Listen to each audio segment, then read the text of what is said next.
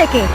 এই মালদা থেকে কয়েকদিন আগেই শ্রীরামচন্দ্রের বিসর্জনকে কেন্দ্র করে মোথাবাড়ির মতো রণক্ষেত্র পরিস্থিতি তৈরি হয়ে গেছিল। মালদায় প্রাচীন রথের মেলা বন্ধ করলো প্রশাসন। কিছুক্ষণ আগে আমরা সম্প্রীতির কথা বলছিলাম। মমতা বন্দ্যোপাধ্যায়ের মুখোশটা খসে যাচ্ছে। মমতা বন্দ্যোপাধ্যায় হিন্দুদের বোকা বানানোর চেষ্টা ধরা পড়ে যাচ্ছে।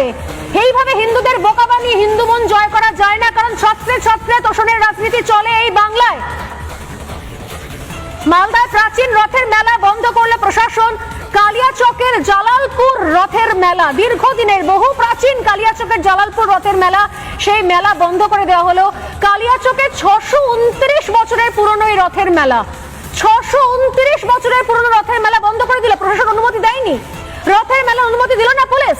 আদালতে যাওয়ার হুঁশিয়ারি উৎসব কমিটির। ঘটনাচক্রে মোথাবাড়ি থেকে মাত্র কয়েক কিলোমিটার দূরে এই রথের মেলা হতো। ভাবুন, মোথাবাড়িতেও পুলিশ দাঁড়িয়েছিল সামনে, তারপরও কিভাবে মিথ্যে উস্কানি দিয়ে সেখানে বাড়িঘর জ্বালানো হয়েছিল। আর এখন 629 বছরের পুরনো রথের মেলা, সেটাতেও অনুমতি দিচ্ছে না প্রশাসন। এইটা হচ্ছে সম্প্রীতি।